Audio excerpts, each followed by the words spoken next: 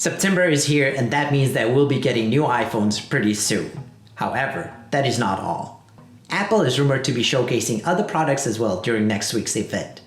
So, let's talk about what we have in store for us and whether we'll see that one more thing.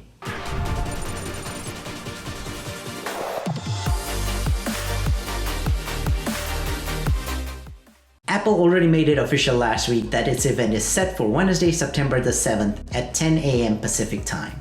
That's 1 p.m. Eastern. It will be held at the Steve Jobs Theater at Apple Park, and just like WWDC, it will be an in-person keynote with pre-recorded videos, and the whole thing will be live streamed online.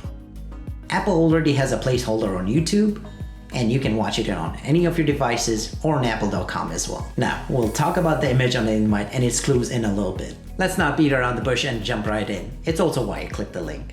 The iPhone 14. This year, there'll be 4 new models, 2 standard and 2 Pro. And for all you iPhone mini lovers out there, I'm sad to say that it will not be making an appearance this year. Instead, Apple will be replacing it with the iPhone 14 Max or Plus. We don't know the name yet, so I'll keep on referring to it as Max. As for the lineup, it will be the iPhone 14 with a 6.1-inch display, a larger 6.7-inch display for the iPhone 14 Max. Same goes for the Pro versions. The iPhone 14 Pro will have the 6.1-inch display and the 6.7-inch display for the iPhone 14 Pro Max. So the standard version will come with very few changes visually and will appear in an identical form factor as the iPhone 13, including the notch. So you may think the changes will be internal. Well, it will still carry the same A15 SoC, but it will have an improved ultra-wide camera, an improved selfie camera, and an upgrade in RAM from 4 gigs to 6 gigs. Now, that will make it the smallest year-over-year update for Apple, so I'm hoping there'll be more. On to the Pro versions. The new phones will feature an always-on display with thinner bezels around it, a 48 megapixel camera for the ultra-wide lens, which will perform better in low-light scenarios. It'll feature a faster A16 SoC with better thermals. The biggest design change will be the notch on the front. It'll be replaced with a single pill shape. It will still be a hole punch cutout for the front-facing camera, and another cutout for the Face ID. But Apple will use software to make these two cutouts look seamless. Apple will use this dead space for its camera and microphone privacy indicators. The Pro models will also have enhanced video recording, allowing you to shoot in 8K. Why? I don't know. It just doesn't make sense to me over the current iPhone video capabilities. And think of the enormous file sizes. The phones will have a better battery life and may also support the faster 30-watt charging. No USB-C just yet. There's rumors of stronger MagSafe magnets compared to the ones in iPhone 12 and iPhone 13. And a new MagSafe battery accessory. The storage will start at 128 gigs and will add a purple color to the lineup. Not sure about the Sierra Blue for the Pro yet. Apple, Pacific Blue please. Now let's examine this year's invitation, which features the tagline, "Far Out," against a cluster of stars in space.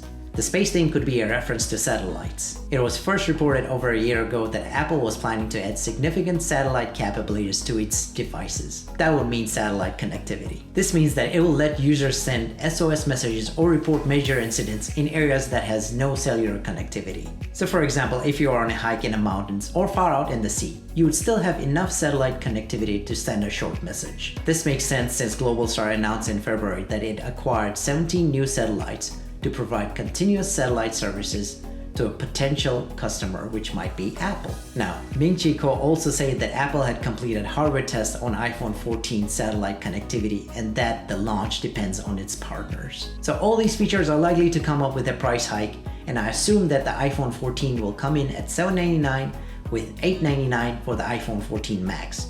This allows Apple to create enough of a gap between its standard and Pro versions, and the iPhone 14 Pro will come in at $1099 with the iPhone 14 Pro Max at $1199. Apple will announce them on September 7th, and you should be able to purchase/pre-order them on September 16th. The September events don't just bring in new iPhones but new Apple Watch models as well. The new Series 8 will come in the same 41 and 45mm sizing options, same as the Series 7 from last year. So no changes there. The new update will be the new S8 SoC, a potentially brighter screen, and a new body temperature sensor.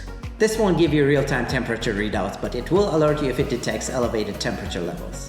So the last time Apple added a health sensor to its watches was to the Series 6, which will let you monitor your blood oxygen saturation. The Series 8 will come in a new shade of red for its product red devices. It will come in the same packaging and contents as the Series 7, except maybe it will have more glue to its packaging for when you open it so it leaves traces. Other than that, there'll be no major design or form factor changes. Now this may be Apple's one more thing moment for the watch.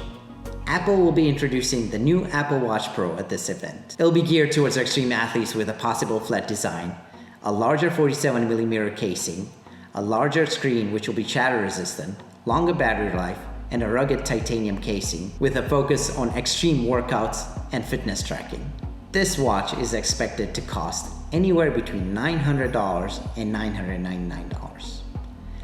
It's not the most expensive watch that Apple has made. And finally, Apple will be dropping the Series 3 in favor of the Apple Watch SE. The only update to this will be the new S8 chip over the S5, and everything else will remain the same, including the $279 price point. So to sum it up, there will be 3 new models: the Series 8, the SE, and the Apple Watch Pro.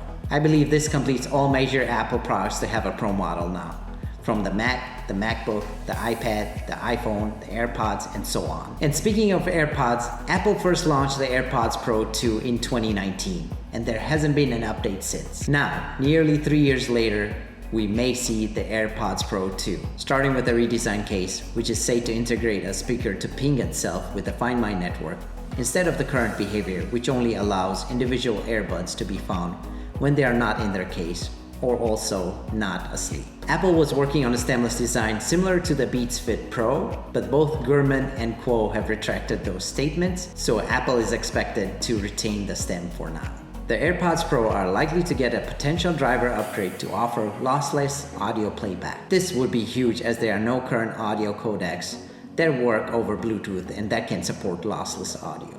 Apple does use their custom codec, so this will be interesting if they pull it off.